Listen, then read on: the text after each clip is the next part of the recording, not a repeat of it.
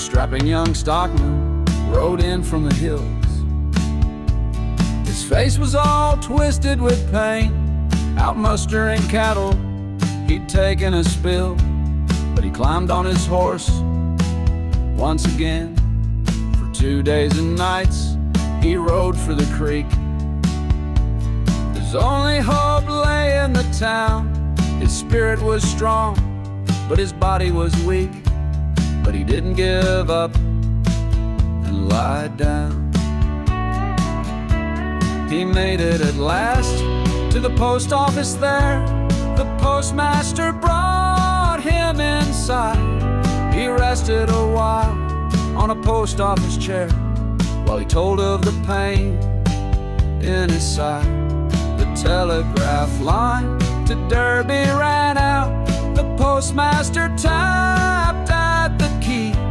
The reply soon came back: there's no doctor here, and nobody else we can see. The call went to Perth. Dr. Holland replied, you'll fix up young Darcy right there. So they gave him some whiskey and opened him up after strapping his arms to a chair. The telegraph tapped as the postmaster cut.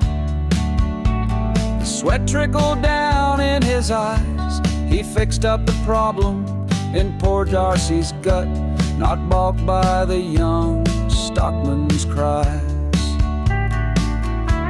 The doctor came north on the very next ship and hoped that he'd get there in time. But malaria struck and young Darcy did slip, and that was the end of the line.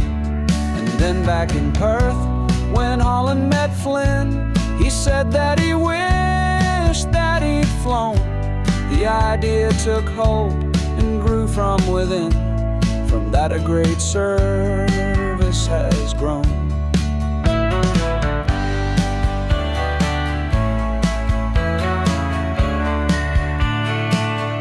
Now throughout the Outback, the flying doctor tends the sick and the injured out there. But few know the story about Darcy and friends, how he died before he could get care. So spare a thought for Darcy and many more like him, who died before the flying dock began. And give a little money when you have a bit to spare,